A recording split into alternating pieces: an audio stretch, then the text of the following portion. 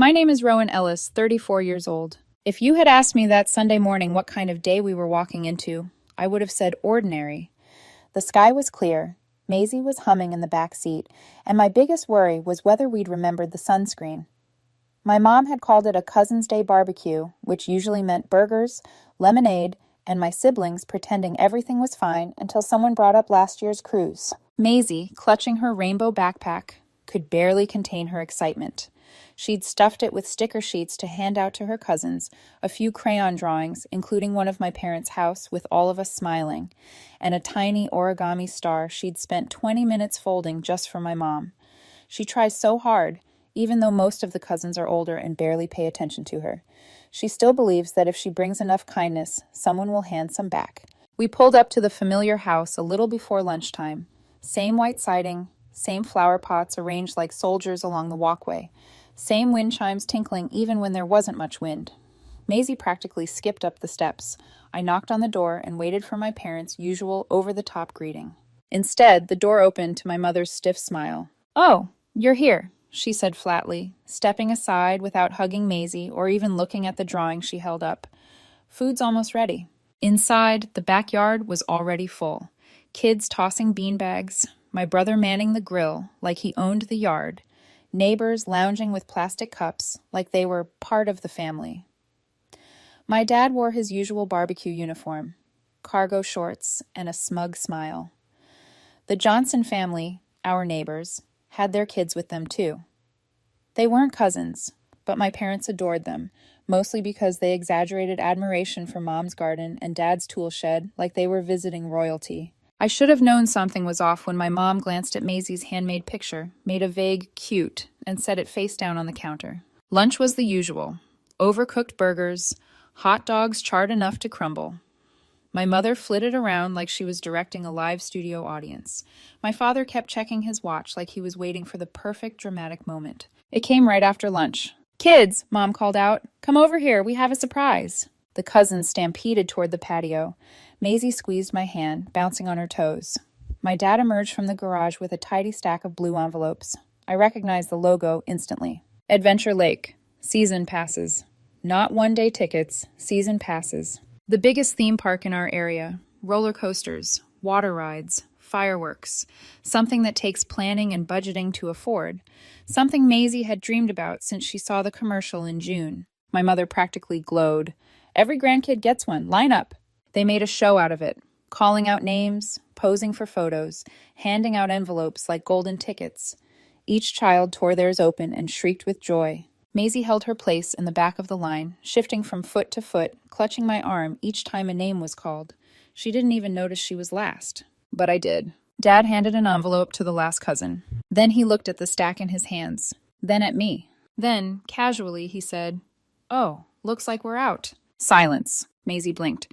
"Grandpa, what about mine?" Mom chimed in, not missing a beat. "Sorry, sweetheart, we only had so many." Then she turned and handed the 3 remaining envelopes to the Johnson boys. They weren't even related. They weren't even close family friends. They were just convenient. The adults around us tried to keep smiling, pretending this wasn't awful, pretending this wasn't intentional. Maisie didn't scream. She didn't cry. She just went still, like someone pulled the light out of her. I stepped forward. "Are you serious?" My mom laughed, an airy practice sound. "Maybe if you hadn't been so independent about that cruise last fall, we could have afforded a few more passes." Ah, there it was. The cruise. The luxury family vacation I didn't pay for. The one my parents expected me to help fund, even though I'd spent the spring drowning under medical bills for Maisie's asthma treatments and rent increases and skipped lunches just to stay afloat. They'd been throwing little jabs ever since. Subtle, sharp, constant.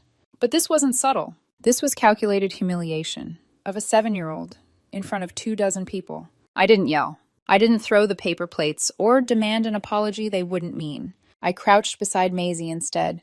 "Sweetheart," I whispered, "let's go." We packed our things, past the Johnson kids comparing passes, walked past my parents' confused half smiles like smoke slipping through cracks. My mom called after me, "Oh, come on, don't be dramatic. It was a joke." It wasn't a joke. Maisie didn't say a word in the car. She stared out the window, twisting a loose thread on her backpack. Halfway home, she whispered, "Did I do something wrong?" I gripped the steering wheel so hard my knuckles hurt. No, baby, you did everything right. But inside, something else snapped. Something old. Something that had been quietly cracking for years.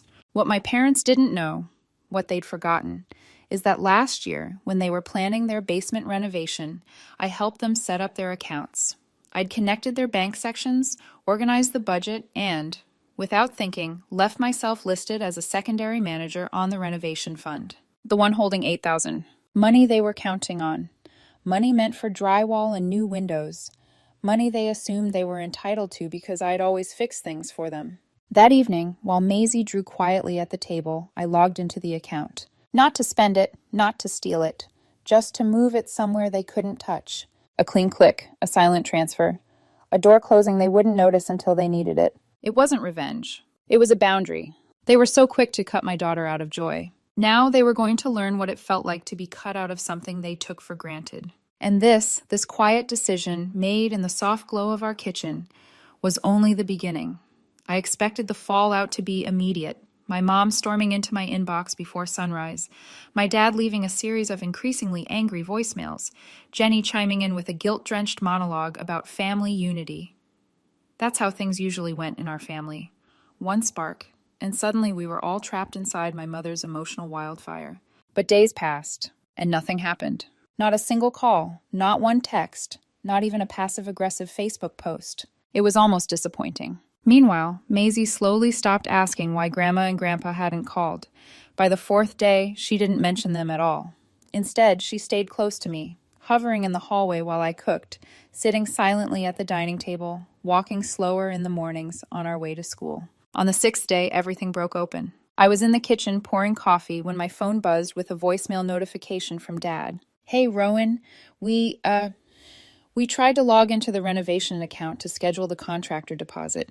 Balance looks wrong. Maybe you can check on your end? He didn't sound furious, just mildly inconvenienced. Like the missing $8,000 was the equivalent of misplacing a set of keys. That alone told me everything. I didn't call back. A few hours later, my mom sent a text. Hi, sweetheart. There must have been a glitch. We saw the account is drained. Could you look into this? Mom. Drained. Not moved. Not inaccessible. Drained. That was the part that made me laugh quietly to myself, because it showed exactly how she viewed the money. Not mine, not shared, theirs, and therefore lost to them equals drained. I didn't reply, not out of spite, but out of clarity. By the next morning, they escalated in the only way they knew how, physically showing up. The knock came at 9:14 a.m. Not polite, not patient, insistent. Maisie was curled up on the couch, watching cartoons, still in her pajamas, little legs tucked under her as she held her stuffed fox. At the sound of the knock, she looked at me with that searching expression kids get when they're trying to figure out if something's safe. I opened the door just enough to see my parents standing there. Dad went straight to accusation. What did you do? Not what happened. Not is everything okay? Not why is the account different? What did you do? Behind him, Mom wore her signature guilt smile, the tight, brittle one she used before saying something manipulative. Sweetheart, she said, we really need that money back. The contractors are scheduled, materials bought. We can't lose the deposit. I moved it, I said plainly. That's all. Mom blinked, as if those words didn't compute. But why? That money was for the family project. Family project. Translation. Something that benefits everyone, except me. I crossed my arms. You humiliated my daughter. Mom's mouth twitched. Oh, the passes? That was a misunderstanding. Dad nodded vigorously. We miscounted, that's all. Right, I said. And the neighbors just happened to get the extras? The same neighbors who flatter you every time they show up uninvited? Mom bristled. Don't be dramatic. They were there. Kids love Adventure Lake. Maisie loves it too, I said. Or did you forget that when you skipped over her? Mom's tone sharpened instantly. We didn't skip her. You're blowing this out of proportion. You've always been so sensitive about your independence. There it was again. The cruise. That's why you punished a 7-year-old? I asked. Because I wouldn't pay for your luxury vacation? Dad stepped forward. We need the $8,000 back. The renovation starts in 2 weeks. What are we supposed to tell the workers now? I shrugged. Tell them whatever you want. You're sabotaging us, Mom snapped. You sabotaged yourselves, I said calmly. The second you made my daughter feel like she didn't belong. Mom scoffed. You're teaching her to hold grudges. This is childish. Maisie heard her name and peeked around the corner, wide-eyed. That was all I needed to end the conversation. You should go, I said. Mom tried to start another sentence, but Dad tugged her sleeve. "Let's just leave," he muttered. They walked out muttering about ungrateful children and overreacting parents. I shut the door. Maisie came over, her voice soft. "Are they mad?" "No," I said, kneeling so we were eye level. "They're just wrong." She nodded slowly, absorbing that. "Kids don't need long explanations. Just truth," said gently. 2 hours later, my phone buzzed again. A long message from Mom. "Rowan, I am hurt. We tried to fix things, but you're acting unreasonable. The renovation account was meant for all of us, not just me and your father. Your decisions are punishing the entire family. We deserve better than this from you." Mom. Not a single mention of Maisie. Not one apology. Not one moment of reflection. Just blame. Just entitlement. Just a reminder that in her mind, I was a tool, not a daughter. And that told me everything I needed to know. Because they thought the renovation account was the consequence. But it wasn't. It wasn't even close. That was just the warm-up. The real hit, the one they never saw coming, was something they'd forgotten entirely. My Uncle Ray. The quiet one. The one they always thought they could use. The one who actually controlled the family's biggest source of money, referrals, and contract work. They used him for years and assumed he'd always be there. What they didn't know, he'd been watching them just as carefully as he'd been watching me. And when he learned what they did to Maisie and what they said about her, he wasn't going to take their side. Uncle Ray replied in less than 30 seconds. "Anytime. Not what happened. Not is everything okay. Not are you sure. Just anytime." That's the thing about Ray. He doesn't posture. He doesn't dramatize. He just waits, watches, and steps in when the line has been crossed so cleanly, even the calmest person would say, "Enough." We met at a small cafe on the east side of town, the kind with chipped wooden tables and a bell that jingled soft as a wind chime every time the door opened. He was already sitting in the back booth, a black coffee in front of him, his expression unreadable. I slid into the bench across from him. He didn't waste time. "Tell me what happened." So I did. Every detail. The backyard humiliation, the fake smiles, the Adventure Lake debacle, the leftover envelopes handed to neighbor kids, Maisie's silence, Maisie's question. What did I do wrong? I told him about the renovation money, their doorstep confrontation, their refusal to apologize, the voicemail, the one where my father said Maisie didn't fit in with this family anymore. That was the part where Ray's jaw tightened, only slightly, but enough. When I finished, he didn't look shocked, or confused, or conflicted. He looked like a man who had already guessed most of it and was quietly devastated to be right. "Are you done trying to make peace?" he asked. "Yes," I said. My voice didn't shake. "Completely done." He nodded once, like he'd been waiting years to hear me say that. "All right then," he murmured, lifting his coffee. "They're out." I didn't understand at first. Out of what? He set the mug down. Everything. And suddenly I did understand. My parents had spent the last 20 years leaning heavily on the family business. The construction network, the renovation crews, the electrician contacts, the off-the-books referrals for cheap materials, the small loans Ray occasionally extended, the priority scheduling they never said thank you for. They acted like it was theirs by birthright. They forgot the business wasn't theirs. It was Ray's. "What exactly does that mean?" I asked, even though a cold certainty was already forming. Ray leaned back in the booth, voice low. "It means no more contracts, no more referrals, no jobs, no discounts, no priority crews, no under-the-table work, no side gigs, no professional favors. Nobody in my network will pick up the phone for them again. Not a one." It landed like a quiet earthquake. Ray wasn't shouting. He wasn't theatrical. He wasn't punishing them because I asked. He was doing it because, in his eyes, they'd crossed the unforgivable line. They'd made a child feel unwanted. "They think cruelty is a currency," he said. "Let them see what happens when it stops paying." He finished his coffee, placed a few bills under the cup, and stood.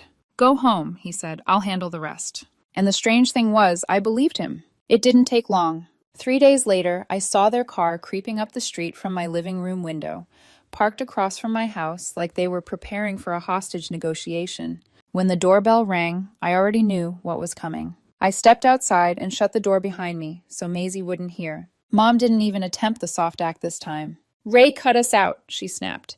"Do you know what that means? Henderson Roofing dropped our job. The electrician canceled. The drywall team says they're fully booked. This is because of you." I didn't answer. She kept going. "You had no right. None. We helped build that business." I tilted my head. "You helped?" or you exploited every free favor Ray ever offered." Her face hardened. Dad jumped in, arms folded, voice tight.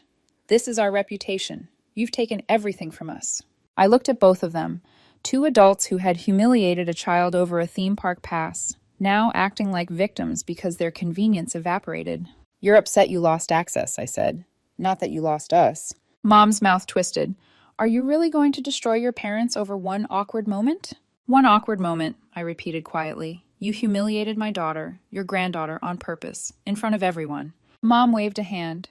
"She's sensitive. Not every kid fits every family dynamic. We always tried with her, but—" She didn't finish the sentence, because the door behind me creaked. Maisie stood there, small hand wrapped around the frame, eyes wide and impossibly sad. She'd heard everything. My mother froze, my father went pale, and Maisie didn't say a word. She just looked at them, really looked, and something settled in her gaze, a quiet, painful clarity. Then she turned around and walked back inside. No tears, no begging, just the stillness of a child finally understanding the truth. I shut the door behind her. I didn't yell, I didn't curse, I didn't slam anything, but inside me, a door slammed shut so loudly I felt it in my bones. They weren't just petty, they weren't just spiteful, they weren't just bad at being grandparents. They were dangerous. Not in the way you call the police for, in the way people can be dangerous when they take a child's innocence, weigh it against their own pride, and decide the child comes last. That night, Maisie woke up 3 times. Each time she whispered, "I heard voices again," at the door. I sat with her on the couch, held her until her breathing slowed, and stared into the dark, realizing something I hadn't wanted to confront. They weren't going to stop, not unless I made them stop. The next morning I called Ray. He picked up on the first ring. "No more halfway," I said. "I want it permanent." There was no pause. "Already done," he said. "You don't have to worry about them coming through my door again." Before hanging up, he added something unexpected. "You're not the first one they tried this with, Rowan. You're just the first one who refused to keep playing along." For almost 2 full weeks, my parents disappeared. No calls, no texts, no guilt-laced paragraphs, no neighbor updates, no attempts to show up unannounced. Nothing. On the surface, it looked like peace, but it wasn't. With people like my parents, silence isn't surrender. Silence is strategy. Maisie sensed it too. Kids always do. She didn't ask about them, but she watched me more closely, as if waiting to see which way the wind would shift. Her drawings grew brighter. Pink suns, purple trees, smiling cats. But every once in a while, I'd catch her glancing at the window, almost checking for headlights. I told myself the quiet was a good thing, but I knew better. Storms don't end in silence. They gather there. And then it broke. It was a Wednesday afternoon. I'd just finished shopping, groceries rattling in the cart as I pushed it toward the car. When my phone lit up, I almost ignored it until I saw the name. "Dad, we need to talk, please." That word, please, was wrong, coming from him. It was the polite veneer he used right before manipulation. I didn't answer. 2 hours later, another message. "You win. Just tell us what you want." That one made me stop in the middle of the parking lot. "You win." As if this was a contest. As if Maisie's hurt was strategy instead of trauma. It told me exactly what I needed to know. They still didn't understand what they'd done. They didn't regret excluding Maisie. They regretted that it cost them something. I put the phone away. I didn't reply. That night, a blocked number called. I let it ring until voicemail. I listened to the message later, after Maisie had gone to bed. Dad's voice, quieter now. Trying for remorse, but landing somewhere near self-pity. "Rowan, we're sorry. This got out of hand. We didn't mean to hurt anyone. We were just trying to make a point. Maybe if you hadn't been so emotional about the cruise, things wouldn't have escalated." Escalated, like they'd tripped and fallen into cruelty. Like Maisie's humiliation was a minor misunderstanding. Like this wasn't entirely their own doing. I deleted the message. Then I turned off my phone. On Sunday, I took Maisie to a watercolor art event at the library. She was in heaven. Water cups, paint-stained fingers, a quiet hum coming from her as she focused on making the most uneven rainbow the world had ever seen. While she painted, I stepped outside to take a call. It was Uncle Ray. "They came to the office, Doug," he said, "both of them." I leaned against the brick wall, heart steady but tight. "What did they want?" Ray sighed. "They said this was all a misunderstanding, that I'm being unfair, that you're punishing them over something taken out of context. They want back into the business. Referrals, work, anything." "What did you say?" I asked. "I asked them to tell me exactly what happened on your front porch that night." The air stilled around me. Ray continued. They danced around it, told me you misheard, that you were emotional, that maybe your feelings clouded things. Of course, their script never changed. Then, Ray said, voice hardening, I asked your mother if she loved Maisie. My breath stopped. She didn't say yes, he said. She looked down and said, We've always tried with her. Then she said, Some kids just don't fit into every family dynamic. It's not our fault. A slow, cold burn crept through my chest. You told them to leave, I said quietly. No, Ray corrected. I told them to get out. He paused, letting the weight of that settle. The door is locked now, Rowan, he said. They won't be in my office again. I closed my eyes. When I went back inside, Maisie held up a postcard she'd finished painting. On it was our little house, big sunflowers in front, and 4 stick figures. Me, her cat Muffin, and a smaller figure labeled Uncle Ray. She grinned. He visits now. She said it so simply, like she'd rearranged the concept of family all on her own. And in that moment, I loved her more fiercely than I knew one person could love another. That night, at 11 p.m., one more message came in. From Mom. No greeting, no apology, no attempt at repair. Just, we've been talking. Maybe we should speak with Maisie directly. She deserves to hear our side, too. Their side. As if a 7-year-old needed to hear why her humiliation was justified. As if emotional abuse could be rebranded as a misunderstanding. As if airing their ego wounds to a child was appropriate closure. I didn't reply. Maisie didn't need their side. She'd heard enough. She'd heard everything. I set my phone aside, went to check on her. She was curled up with Muffin, her breathing soft and even. She didn't need explanations. She needed peace. And I was finally giving it to her. 2 days later, Ray called again. Just an update, he said. They tried to go around me. Of course they had. They contacted a junior partner, he continued. Tried to say I was letting family drama get in the way of business. Tried to get back in through the side door. How'd that go? I asked. Ray snorted. I shut it down before they finished the first sentence. Then something shifted in his tone. I'm sending you copies, he said, just so you never second-guess yourself. He forwarded everything. Emails, voicemails, screenshots of their messages to the partner. It was all the same language I'd grown up with. Rowan is emotional. She's blowing this out of proportion. We didn't do anything wrong. She's letting a child's feelings dictate adult decisions. A child's feelings, not her well-being, not her safety, not her trust. Her feelings. That was all she was to them, an inconvenience when she didn't play her role. Ray ended the call with one final line. You're not the first they've hurt, but you are the first who refused to play along. I hung up and just sat there for a moment, letting the truth settle. Maisie wandered into the room, holding a drawing. A tall office building with a smiling stick figure waving from a window. Look, she said proudly, it's Uncle Ray. He helps people fix things. She wasn't wrong. She was redefining family in real time. A few nights later, while we were making dinner, Maisie asked, Are Grandma and Grandpa still mad? I considered my words. I don't know. She thought about that, then nodded. I don't want to go back there, she said softly. You don't have to, I told her. Her smile was small, but it was real. I didn't need revenge. I didn't need a confession or redemption arc. What I needed was exactly this. A daughter who finally felt safe, a home free from chaos, a boundary that held firm. They tried to make her feel like she didn't belong, but all they really did was show themselves out. The strange thing about finally cutting someone out is that the quiet doesn't come all at once. It trickles in slowly, like a faucet that used to gush now only drips, until it stops entirely. And when it does, you don't celebrate. You don't cry. You just notice that, for the first time in forever, you can hear yourself think. By late spring, that's where Maisie and I were. She started sleeping through the night. She stopped glancing at the windows in the evenings. Her drawings grew whimsical again. Wide, smiling suns, dancing animals, stick figures holding hands instead of standing alone. The absence of my parents didn't leave a void. It left room. Room for new routines, room for new traditions, room for a different kind of family. Ray kept his word. My parents tried everything. Emails, texts, calls, attempts to contact his employees, all escalating in a frantic attempt to get back whatever access they'd lost. But Ray didn't budge. He kept the gates closed and the family network intact without them. One afternoon, while Maisie was building a blanket fort in the living room, Ray called. I told them, he said plainly, if they ever want back in the circle, even a chance, they'd have to start by apologizing. To you. And to Maisie. My breath caught. And they refused, Ray said.